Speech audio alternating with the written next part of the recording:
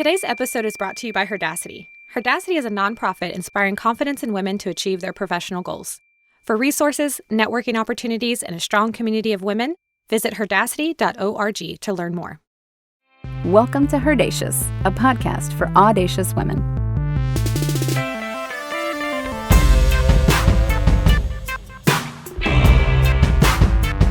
Greetings to you all, and welcome to HERdacious, the podcast for audacious women seeking a little bit of help on their career journey.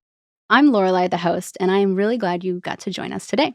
Today, we're going to be talking about financial rules to live by. Each and every woman out there can be more empowered about guiding their financial future, and we brought on a guest today to be able to help us do that. Joining me is the Austin leader of the financial agency Rethink Wealth and a registered securities rep for Park Avenue Securities, Miss Nickelle Leist Resnik. Hey, Nickelle. Hi, thanks for having me on today. I'm super glad to have you here today. So our listeners don't know this, but you and I have worked together before on another project, and I'm a little more familiar with your work and some of the ways you go about doing it. And you have told me previously about the big three. So I would love for you to share today the big three with our listeners. Absolutely.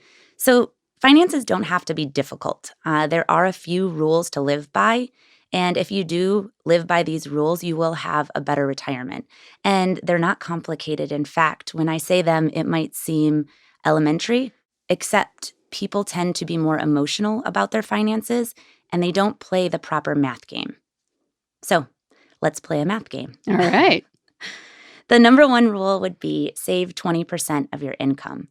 And if you're anything like me, your parents, your grandparents will have told you to do that since a very young age. Yes. But let me put a twist on this for you to give you freedom to spend your money without feeling bad, and then also saving for things down the road. Not exactly retirement, but maybe a new house, maybe going back to school. So if you make $4,000 a month, I would ask you to put $800 away. And let's not worry about the vehicle and where you're putting that money just yet. But if you put $800 away every month, I don't care what you do with the rest of the money. Go on a vacation. Maybe you can save a little bit more.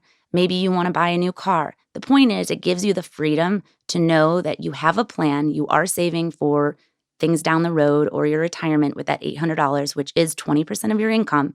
And the rest of it, you can feel free to spend. All right. So what is the next step? So the next step is to seek a fair rate of return. So again, what are you going to do with that $800? Women have heard that there's a discrepancy between income for men and women. And that gap lies primarily in the fact that we don't invest our money. So women may put their money into a savings account. Those savings accounts right now are not providing much interest. What's the average interest rate of a savings account right now? Below 1%. Whoa. Yes. That's nothing. That's nothing. So are there certain savings accounts that we can go look for that have a higher rate, or do we really need to start looking for those other financial vehicles? Well, I would look for other financial vehicles, but the answer is yes. There is something called a money market, which does provide a higher rate of return. It does ask that you keep more money in that account, unlike a checking or a savings account, and they will penalize you if that amount isn't in there. But if we are truly saving this money for down the road, that shouldn't be a problem. Okay. The other thing would be looking for other vehicles to put your money in. And that pretty much runs us into the third rule, which is keep an eye on taxes and fees. So when you look at different vehicles that you can put your money in, such as the market, you have to understand the implications of what that will mean to your bottom line. If I go into the market and I get a 6% return, that may seem great. And when my advisor comes to me and says, you got 6% last year, I will feel great that my money is beating inflation and in fact did fairly well. The one thing that they might not point out is that I really did not net 6%. In fact, what I got was around 4%. Why did you only get 4? So taxes will take out anywhere between 1% and 2% based on where you are in your tax bracket. And then there's going to be a fee on top of that the advisor charges you. So although the 6% sounded really great, your take home is really more like 3.5%, 4%. Ooh. Right.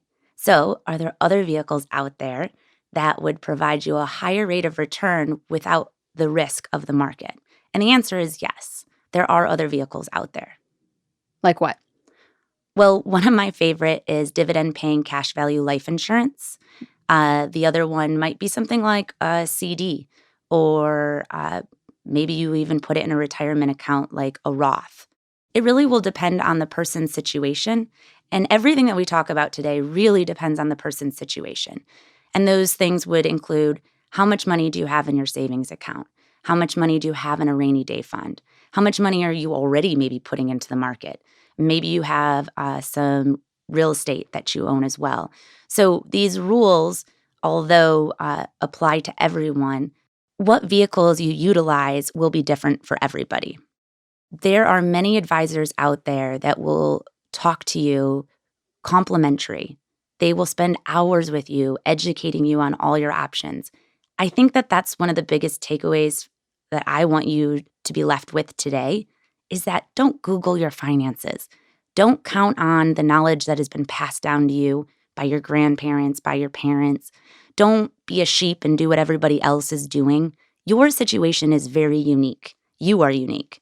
So you should seek someone whose values align with yours, who is truly there to educate you and to bring value to you and your situation. You shouldn't feel bad about what you haven't done or what you've done in the past.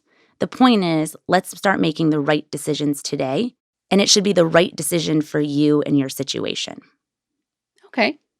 So let's lead into some of these decisions. I imagine there's maybe a checklist that we can go down. Absolutely. What I like to say is there's always an order of operations. All right. So what's the order? So I would say protection first. In these times where people are being laid off, maybe they're being furloughed, maybe they've lost their job, you will start to realize that cash is absolute king. And we need to be protected for these unexpected events that happen every 10 years. Is that like our rainy day fund? Yes. I think I usually hear 3 months of expenses in a savings account. Is that right? Yeah, that would be great. Let's start there. We would actually ask that you have a year's worth of savings. Whoa. Okay. Now, it might not all be in a savings account. Okay. Because if we're going back to our second rule, we want to seek a fair rate of return. Where we would put that money, though, is somewhere liquid. And the idea is that within 2 to 4 days, I would have access to those funds. For example, what kind of account? For example, some of it might be in a money market. Maybe it's in a low-risk investment. Maybe it's in an index fund. Point being that I have access to it quickly. The other thing I would say once we get past the rainy day fund is that you want to protect yourself from the biggest things that can happen in your life, which would be you get sick, you're not able to work because you got hurt on the job, heart attack, stroke. These things happen, and they don't happen to old people. They happen to our friends around us, cancer. So there's a thing called income protection. And what I want to really explain here is that we are our most valuable asset because it is our ability to make money that is so important for our future. So let me give you an example. If you made $100,000 and you're 35, by the time that you retire at 65, your human life value is $3 million. And basically what human life value means is that's the amount of money that you would have earned had you been working throughout your working years. So if you get sick, become disabled, aren't able to work, even for a year, 2 years, that human life value goes down. So your unrealized net worth goes down. And so what we want to do is protect you from these catastrophic events from happening. And 1 in 4 of us will become disabled at one point in our life. Yeah, pretty scary, right? That's an intense number, 1 in 4. Yeah, and unless you have, a partner who's supporting you or wealthy family that can come in and help take over your rent, can buy you groceries, how long can many of us survive without income? That's a good question that I think some of us are having to figure out right now. Absolutely. Although income protection wouldn't help you in COVID, it would help you if something happened. And like I said, the biggest ones are going to be stroke, cancer, car accident, and you really want to be protected because that will take a huge hit on your balance sheet. I mean, I can do great plans for my client, and if they are not going to work for 3 years, they're probably going to eat up most of the assets that we saved, if not all of them. The last protection piece that I want to talk about would be life insurance.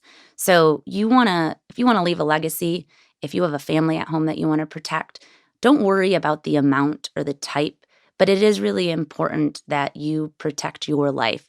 And if you are the breadwinner at home, it's important that if you didn't show up tomorrow, those people would be protected. And I have a lot of people come to me and say they need like $250,000 or $500,000 of life insurance to protect their family. And let's say they have a 4-year-old child at home. What I try to explain to them is, okay, if you were to pass away, what would you want covered for your family?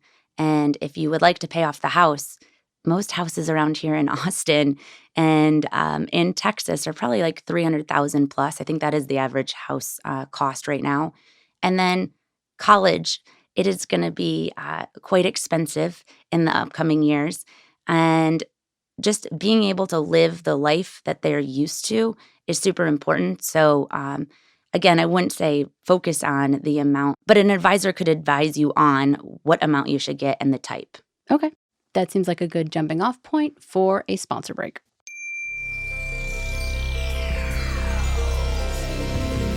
Hi, Barbie here from Moonray, husband and wife indie pop duo. If you enjoy the intro music, we invite you to listen to our debut EP, Honeymoon, streaming now on all platforms.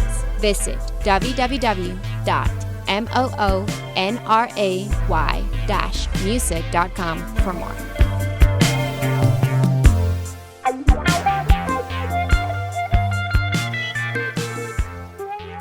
And we're back. Thank you to our sponsor. Nickelle, where are we at in our order of operations? Well, let's take a look at our assets. Okay.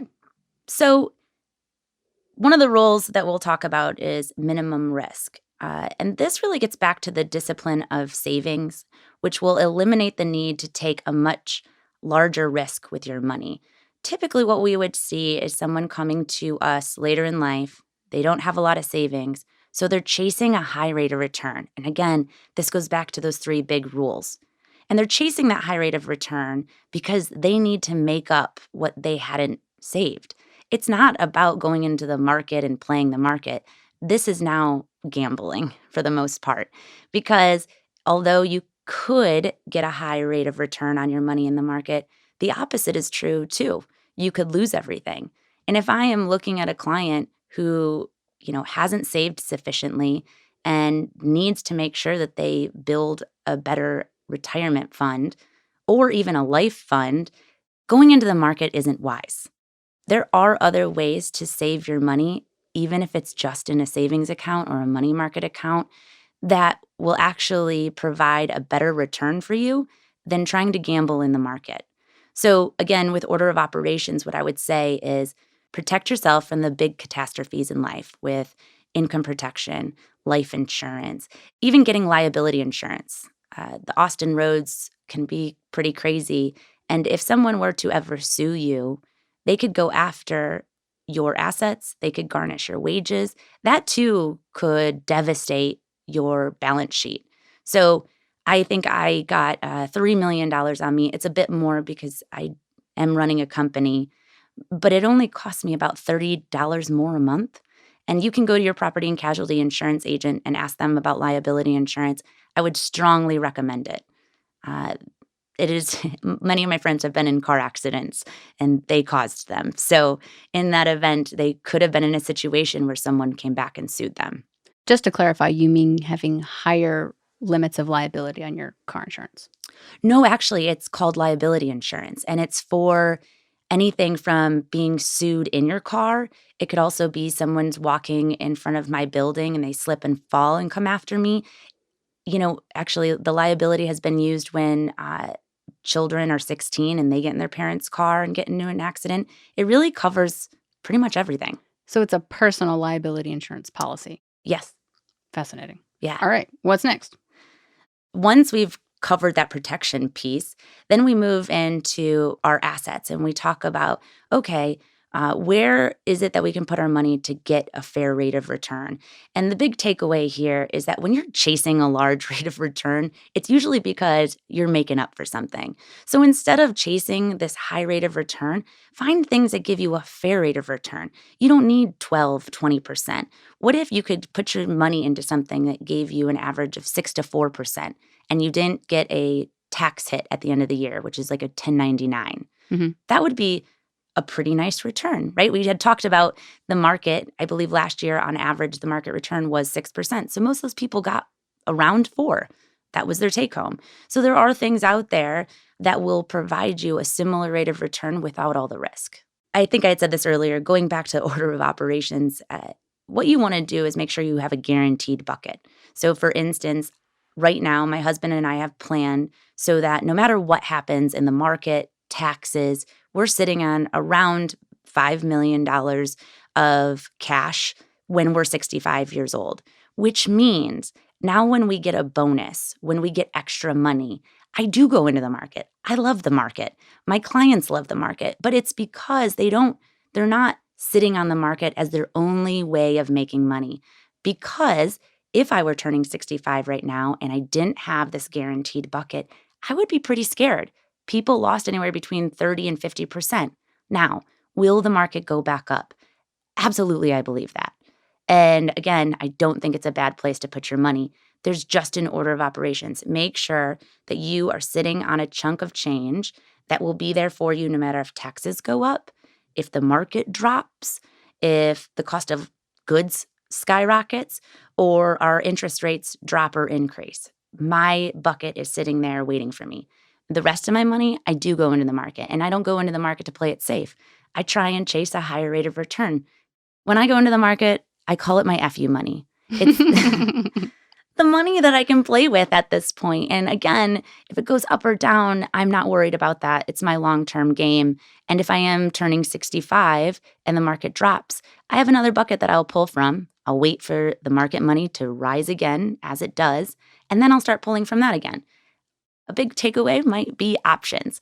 I have created options for myself, and that feels powerful, and I feel confident in my plan because of those options. Nickelle, you had mentioned having access to funds. You had previously disclosed that scary 1 year worth of your income in a savings account. What type of options should we have available to us as far as access to money? Yeah, that's an excellent question. I would say a majority of us save in either a retirement account, which could be your 401k, could be an IRA, Roth, and then we save in our savings and checking account. What we're not prepared for is the life bucket. So we put away all of our money into retirement, and we're not supposed to touch that. In fact, we are penalized if we touch it in many cases, and we're not going to see that until we're 65 plus.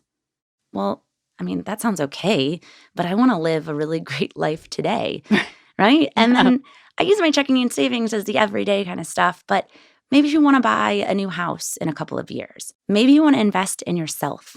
Maybe I want to take a vacation next year when we can travel again. Yeah, absolutely. I want to do that. But you want to save in a bucket that you can touch and aren't penalized in. And that, again, is liquid to you. So it's getting a fair rate of return.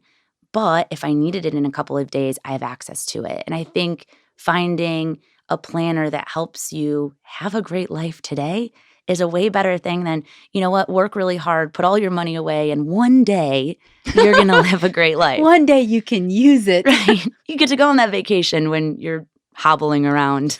Okay, yeah. No, I see you. Okay. So having access to money for the now. Yep. And making that a priority. Yes. Love that. Okay, so what is next in our order of operations? This is a favorite one of mine. It would be eliminating debt. Oh, goodness.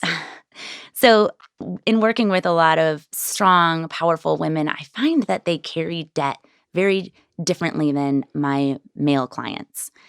It just weighs on us, and it's on our shoulders. And in fact, I have felt this before. Oh, yeah. I have plenty of girlfriends with college debt that's like a monkey on their back. You can't get away from it. It's like haunting you. It's that evil ghost. It is an evil ghost. But there's good news. Some debt is not bad. Like what? Like student loan debt. It's not a bad thing. Without that debt, you would not be making the amount of money you're probably making today, or be able to set your sights on being a CEO, opening up your own company. It was important, and that time was super fun. All right. So what's bad debt? So bad debt, well, let's go back to the rule of debt. All right. Anything 5% or less, it's not a must get rid of. So a lot of student loan debt sitting anywhere between 3 and 9%. Sure. So if it's 5 or lower, find a plan, let it ride. Accumulating that interest, I know doesn't seem fun, but there is an opportunity cost with paying debt down. Oh, hold on. You said find a plan, let it ride. Clarify. Set a debt paydown structure. So let's say you have $50,000 of debt. You can put away $1,000 to that every month, every 2 months. Great. Figure out what the interest that is accruing on that. Don't worry about it. You have a plan. It's 5% or less. Because what if you could take that same amount of money you were going to pay it all off with, right? And you can put it in the market or in another vehicle and get 6, 7% return on it. Or even just have the option of having liquid cash on hand. So we call it being your own bank. There are some institutions when you give your money away, you can't call them back up and ask them for $10,000 back because I've been really good at paying off my student loan debt, or I've been really good at paying down my car. If I get into a situation where I need money, I can't go back to them. So make sure that you're being your own bank with your car, with your student loans. This is not for everyone, but I would say find a reasonable payback strategy, and then also make sure you're putting money away for, again, that rainy day fund for maybe in the future. And if it's 5% or less, it's not bad debt. It is something we want to get off of our back, but you also want to be able to be your own bank and protect yourself against the unknowns in life. Tell me a little bit more about bad debt. Yes. So those would be credit cards. Okay. An APR of 20+% is not fun. Oh, wow. But there is good news. Again, get a strategy, work with somebody who can create a systematic way to pay that down without losing the ability to live your own life. There are different things that you can do as well, like maybe go to a 0% APR card for a year if you can get that. Yeah. You might be able to get a loan from a bank at a much lower rate, 5%, maybe even less. To pay off a credit card. To pay off the credit card and free yourself from those heavy fees that you're paying. I mean, shoot, if you've got $50,000 in debt on a credit card, you're probably paying, what, $300, $400, $500 on that as a minimum payment. And most of that's probably interest. So getting a loan from a bank, you can pay those off and then just be smart about your money so that you can keep paying your loan off. The other thing I want to hit on is business debt. So there are a lot of powerful women out there, and we have invested in ourselves, and we are doing great things. I want you to feel okay about some of the debt that you're going to incur with your business. Be smart about it. Try not to spend before you're getting money in the door, but you can write off a lot of that business debt, not the interest on it, but the debt itself. So if you're systematic about this, and again, this is why I would always talk to an advisor. It's so much better to go through this and have someone else helping you and not wear the burden all on your shoulders, because again, it can be heavy. But if you get a plan together, it makes it feel a lot lighter and that you're moving in the right direction. Nice. Yeah. Okay. Anything else? What are we missing? Oh, well, mortgage selection. What? Yes. Okay. So if you're looking to buy a house, this is where be your own bank really comes into play. And I have a unique way of phrasing this. So when you are going to put money down on your house, you do have to play a little game with whoever the other buyers might be. Yeah. But always try to put the least amount down as possible. And that might sound counterintuitive to what most people will tell you, but equity is not built by the amount of money you put into the house. It is by the appreciation of the house. The more money that you can hold for the rainy day fund, opportunity costs, maybe to invest back in your business, right? It just gives you options. Don't give your money away to the bank. Put as little down as possible. Look into the PMI insurance. if you're going to look at a 15-year mortgage versus a 30-year mortgage, take the 30-year mortgage. And here's why. Most of the mortgage lenders that I talk to, they'll say the default on 15-year and 10-year is so much higher than 30-year. So, yes, your interest over the 30 years will be much more, but your monthly payment will be a lot less, which provides you options in times like COVID. It's a lower premium payment. And what's really cool is if you figure out what the 15-year mortgage would have been, and that's what you were going for, you wanted to pay the house off in 15 years, but you get the 30-year mortgage and you take the difference between the premium payments and you put it away into a money market, a savings account, right? And let it ride for 15 years. The likelihood that that amount will be almost exactly the amount needed to pay the house off in 15 years is very, very high. What? Yes. What a great tool. Right. And so we have an example that we can give everyone where it's a $250,000 mortgage, 15-year, 30-year. The difference of the premium was about $655. They put it away. That money was earning, I believe, around 6%. And within 15 years, it was up to $161,000. Yeah. Now, oh my gosh. you have a choice. I mean, you could pay the house off in 15 years, or I would really like to look at that number. Yeah. The opportunities just opened wide. Absolutely. That's not a small chunk of change. No, that's fantastic. Well, thank you. That was incredible. I feel like you gave us a lot to think on and probably have to go back and listen to this again and take notes next time. But good gracious. Thank you for having me. I've really enjoyed this. I love empowering women. And that's why you're here. Yep. So thank you so much. So we're going to do a quick shout out to a Femme hero as part of our Femme fact for this episode. As we become more acquainted with our new normal during quarantine or some variation of quarantine, one of the adjustments we've had to make is hair care from home. Women all over the world are trimming their ends, they're cutting their bangs, they're getting risky with their own pixie cuts and bobs, and some are even doing their own dye work. So I want you to know that you are not alone in the hairstyle change game. Miss Norma Jean Mortensen, or more famously known as Marilyn Monroe, did her own hair change as well. She went from a natural curly redhead to the classic blonde that we all know and love today. Norma came to us from humble and kind of challenging beginnings, growing up very poor and for the most part in the foster care system after her mother was deemed unfit to parent her due to struggling with mental health issues, and her father was unfortunately absent. Norma caught the public eye as a model when an Army photographer named David Conover took a photograph of her while visiting her place of work, the Radioplane Munitions Factory. That's right, Marilyn Monroe started off in a munitions factory. So David convinced her to become a model at the Blue Book modeling agency, where she quickly rose to stardom. And Marilyn's success quickly caught the eye of 20th Century Fox, and she was offered a contract after a screen test. 20th Century Fox later suggested a few stage names for her, and Marilyn Monroe was born. Most of Marilyn's silver screen roles centered around her portrayal as the ditzy blonde stereotype, and unfortunately the public commonly equated that persona to be that of her real-life behavior as well. What many did not know was that Marilyn was highly intelligent and a proto-feminist.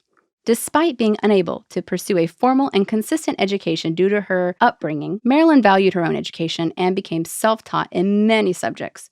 She often read the works of Tolstoy and Dostoevsky, attended literary salons, studied art, explored Buddhism, Judaism, and Christian Science, and actively supported the civil rights movement, all while working in the film industry. Just as her intellectual curiosity went largely unnoticed by the public, so did her feminism. When her contract with Fox Studios continued to put Marilyn in roles that stereotyped her as the quote-unquote dumb blonde, Marilyn decided that she'd had enough, and she relocated from Hollywood to the East Coast to form her own production company, Marilyn Monroe Productions, where she could create her own, more substantive roles. Unfortunately, her Hollywood image pervaded her ambitions, as the press continued to sexualize Marilyn's image to the point where she was unable to escape her status as a sex symbol. Miss Monroe was often portrayed as this superficial woman who only had her beauty and her body working in her favor. However, we know now that the woman she was went far beyond the image crafted by Hollywood and the media. She was clever, daring, ambitious. She was as complex as you or me and was strongly driven to succeed. So ladies, I throw it back to you. Color your hair, change your name, or your wardrobe, manifest your own image and don't ever let anyone tell you who you're supposed to be. You are a unique, complex, and powerful woman or powerful individual, and we want to see the real you. So, my sincere thanks to Nickelle for joining us today. I greatly appreciate your time and your expertise. So this was HERdacious, and I'm Lorelei. Until next time, be you. That is all that I ask.